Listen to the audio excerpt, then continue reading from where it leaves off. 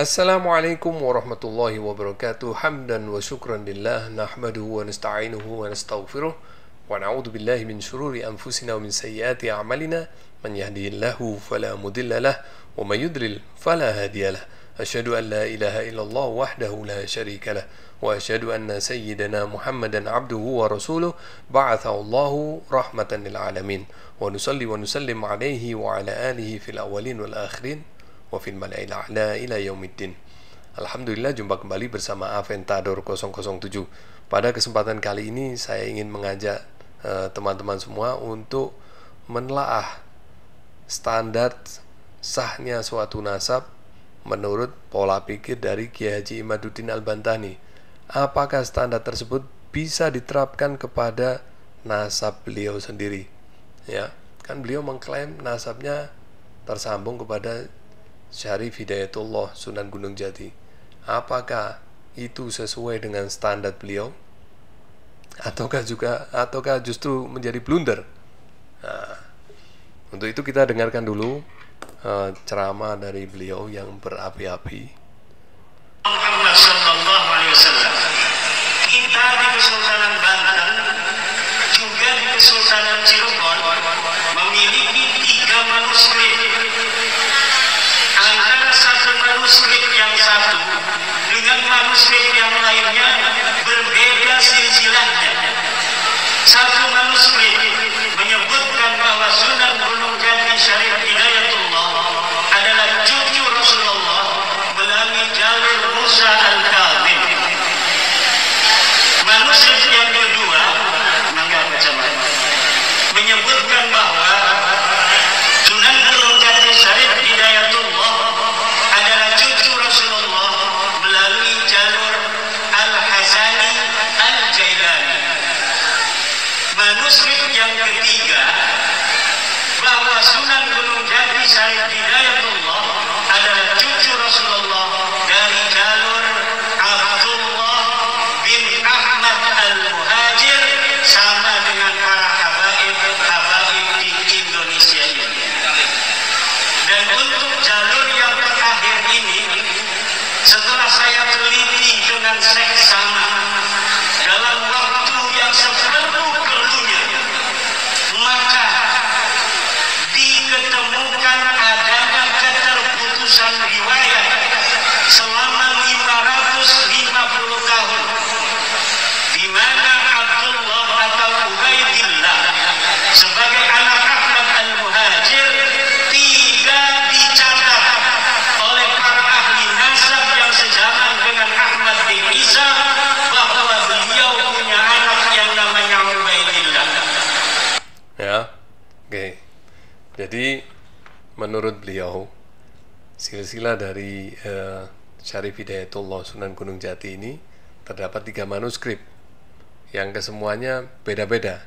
Yang pertama dari jalur Imam Musa Al-Kadzim, yang kedua dari jalur Al-Hasani Al-Jailani, dan yang ketiga dari jalur Imam Ubaidillah bin Ahmad Al-Muhajir. Tetapi yang dari jalur Imam Ubaidillah bin Ahmad Al-Muhajir ini oleh beliau ditolak. Alasan beliau menolak karena Imam Ubaidillah ini tidak ditulis oleh ahli nasab yang sezaman dengan Imam Ubaidillah. Jadi begitu ya. Nah, jadi menurut standar beliau ini harus ditulis oleh imam yang sezaman, dan itu harus ahli nasab yang bukan dari keluarga dari yang ditulis, harus dari pihak luar. Nggak boleh, menurut dia nggak boleh dari sepihak, itu nggak boleh. Manuskrip keluarga itu menurut beliau klaim sepihak, nggak diterima oleh beliau, harus orang luar yang nulis. Ini standar yang aneh ya. Ya maklum kan, bukan Kiai Haji Imaduddin ini kan bukan ahli nasab. Jadi ya kalau dia standarnya aneh ya wajar. Ya kita maklumi aja, namanya orang nggak ngerti. Ya kan, orang lugu, anggap aja orang lugu. Nah, sekarang kita cek keluguan beliau ini menjadi blunder atau enggak untuk beliau ini. Ya. Kan Imam Ubaidillah sudah beliau tolak. Ya kan? Berarti beliau ini punya 2 serep nih, cadangan nasab nih, punya 2 cadangan nasab, jalur Al-Musawi sama Al-Jailani Al-Hasani. Nah, sekarang kita cek yang dari jalur Al-Musawi. Dari mana beliau menganggap Syarif Hidayatullah itu berjalurkan kepada Sayyidina Musa Al-Kadhim? Ternyata dia itu mengambil dari ini, dari Pustaka Asal-Usul Kesultanan Cirebon koleksi Keprabonan. Dan ini adalah karya anonim, dan bukan merupakan rujukan dan hujjah nasab Syarif Hidayatullah atau Sunan Gunung Jati. Ini karya anonim, orang majhul, nggak tahu siapa yang nulis.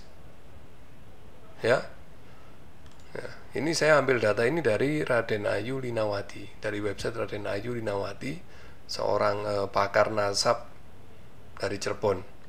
Ya. Nah, di sini tulis nih, Pustaka Asal-Usul Kesultanan Cirebon koleksi Keprabon adalah karya anonim. Oke, bukan karya ahli nasab keraton dan bukan merupakan rujukan dan hujjah nasab Syarif Hidayatullah atau Sunan Gunung Jati.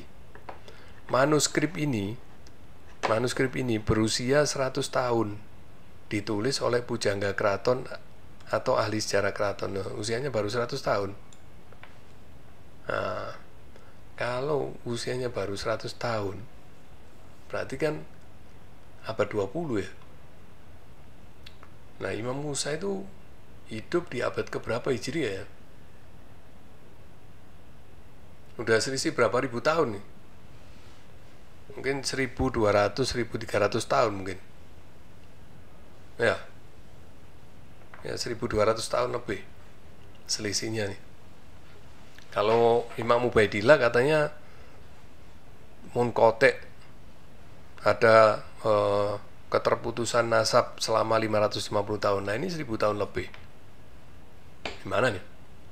Ini kalau menurut standarnya Kiai Imaduddin Al-Bantani ya tertolak. Ya, ini jelas. Manuskrip ini berusia 100 tahun, ditulis oleh pujangga keraton atau ahli sejarah keraton, bukan ditulis oleh ahli nasab keraton seperti munsib keraton dan nakib keraton yang bertugas mencatatkan keturunan keraton Cirebon 7 turunan atau turun-temurun hingga hari ini. Ya, itu 21 Februari 2023 ini tulisnya. Nah, Kesultanan Cirebon sendiri memiliki puluhan rantai silsilah kuno yang terpelihara rapi hingga sekarang, yang mencatatkan keturunan asli Syarif Hidayatullah atau Sunan Gunung Jati Cirebon. Rantai silsilah tersebut usianya 300 tahun lebih tua dari Pustaka Asal-Usul Kesultanan Cirebon tersebut. Ya, nah ini klaim sepihak dari Kiai Haji Imaduddin ini. Ini yang dia jadikan rujukan untuk mengklaim bahwa Sunan Gunung Jati adalah dari jalur Musa Al-Kadhim. Oke, ini kalau menurut standar beliau tertolak ini.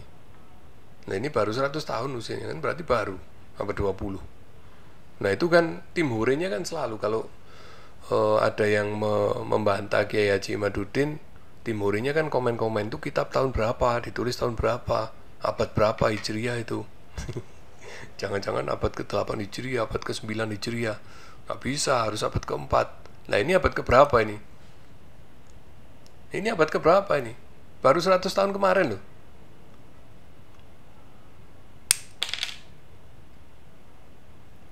Berarti abad berapa? Abad 14 Hijriah ya? 1000 tahun loh selisihnya. Main-main. Ya, ini tertolak. Berarti dari jalur Imam Musa Al-Kadhim, nasab dari Syarif Hidayatullah itu tertolak. Ya. Oke, sekarang ke yang cadangan yang ketiga nih.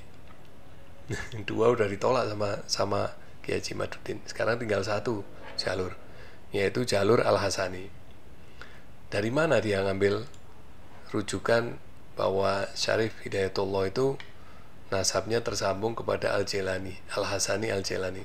Ternyata dia mengambilnya dari kitab ini. Nah, dari kitab Walisana, yang mana kitab ini diklaim ditulis oleh Sunan Dalem, yaitu Zainal Abidin, putra dari dari Sunan Giri. Klaimnya begitu, ya. Dan diklaim juga ini ditulis pada 1414 tahun Surya Sangkala. Tahun Surya Sangkala, atau tahun 1313 tahun Chandra Sangkala. Kalau dikonversi ke Masehi itu tahun 1490 Masehi. Ya, harusnya ini juga tertolak, karena kan harus sezaman nih sama ahli nasab. Mana ahli nasab yang nulis ini? Yang ada di Topakota Nasabin tuh nggak ada yang nulis ini. Dan ini yang nulis katanya Sunan Dalem. Kalau benar yang nulis Sunan Dalem, itu kan berarti tulisan sepihak, bukan ditulis oleh ahli nasab di luar. Kalau menurut standar dari Kiai Haji Imaduddin Al-Bantani, ini pun tertolak, ya. Dan ini buku ini baru berusia 100, baru diterbitkan abad 20, 1938 oleh ini penerbit Tan Kun Sui, Kediri. Aneh semua ini, ya. Dan tahun ini belum bisa, klaim bahwa manuskrip ini ditulis pada tahun 1490 Masehi ini juga klaim sepihak, tidak bisa atau belum bisa dibuktikan secara ilmiah, dan itu hanya diklaim oleh Harja Wijaya, satu orang aja. Gimana itu, ya? Iya, berantakan. Yang memberi standar itu orang nggak ngerti nasab kok. Dan saya sudah berapa kali ngomong, kalau Kiai Haji Imaduddin itu dengan kita sama-sama awamnya di dunia nasab, sama-sama nggak ngerti nasab. Cuma bedanya kalau kita sadar bahwa diri kita bukan ahli nasab. Tapi kalau Kiai Imaduddin itu berasa seperti pakar nasab, dan oleh tim hurinya, wah, dibuat seolah-olah dia ini pakar nasab mutaakhir, kajian ilmiah yang mana selama sekian tahun, dari tahun berapa, dari abad keempat Hijriah sampai abad 15 Hijriah, belum ada satupun ulama yang menemukan seperti beliau ini. Berarti ini sudah alimul allama. Imam Ibnu Hajar Al-Hitami pun disalah-salahkan sama beliau, dipertanyakan referensinya, data dan referensinya. Ini datanya kayak gini nih. Ini kan datanya Kiai Imad sendiri nih, kayak gini nih. Ini data ilmiah. Ini ilmiah. Ya perlu kita periksakan ini kalau ini kita katakan ilmiah. Ya. Dan nggak cukup di situ, ternyata Kiai Imaduddin ini juga salah persepsi. Ya. Salah persepsi. Orang yang diklaim oleh beliau itu adalah Sunan Gunung Jati, Syarif Hidayatullah, ternyata bukan itu. Ternyata bukan Sunan Gunung Jati itu. Jadi ini ada berapa Sunan Gunung Jati? Ada Sunan Gunung Jati 1, Sunan Gunung Jati 2, Sunan Gunung Jati 3. Ya, ada beberapa Sunan. Ini ada Sunan Gunung Jati 4. Ya. Dan ini beda orang semua. Kalau Sunan Gunung Jati 1 berdasar dari data Babat Sumedang, yaitu Syekh Datuk Kahfi Al-Jailani Al-Hasani. Ya. Beliau dimakamkan di Gunung Jati, Cirebon. Beliau adalah mertua dari Syarif Hidayatullah, mertua dari nomor 2, dan leluhur dari Sumedang dan Karian, Tangerang. Beliau hijrah dari Malaka ke Baghdad, lantas sampai ke Cirebon, mendirikan pesantren dan kasunanan Gunung Jati sekitar tahun 1420 Masehi, dan menyerahkan kepemimpinan akan pesantren atau Kasunanan Gunung Jati pada menantu sekaligus keponakan istri beliau, yaitu Syarif Hidayatullah pada tahun 1475. Nah, Syarif Hidayatullah itu adalah menantu dari Sunan Gunung Jati 1. Nah, Sunan Gunung Jati 2 itulah yang Syarif Hidayatullah. Nah, Syarif Hidayatullah ini yang Al-Husaini berdasarkan data-data yang masyhur di Cirebon, dan beliau dimakamkan di Gunung Sembung, Cirebon. Beda orang. Wah, ini gimana nih? Datanya dari abad 20. Tidak bisa dibuktikan secara ilmiah bahwa itu tulisan asli dari Sunan Dalem. Dan tahun 1490 yang katanya tulis dari tahun 1490 itu juga klaim sepihak dari siapa tadi? Harja siapa tadi itu? Ya kan? Nah, ini gimana ini? Ternyata Sunan Gunung Jati yang disebut Sunan Gunung Jati itu ada beberapa.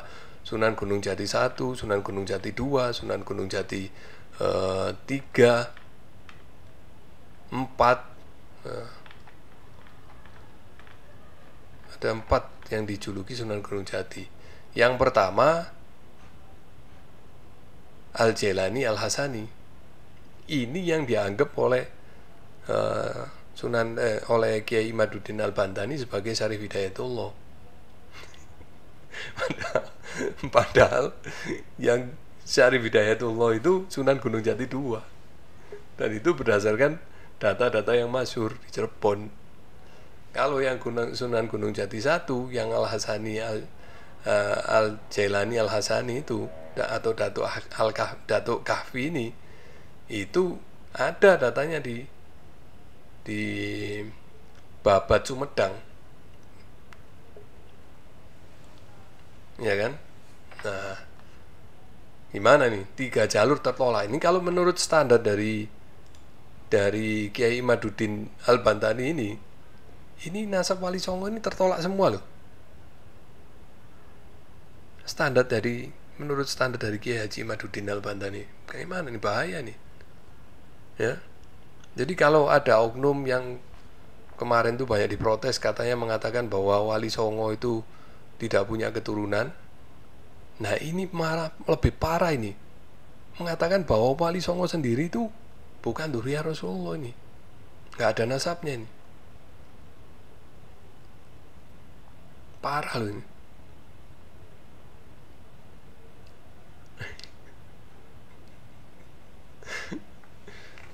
Mana Kiai Imad ini?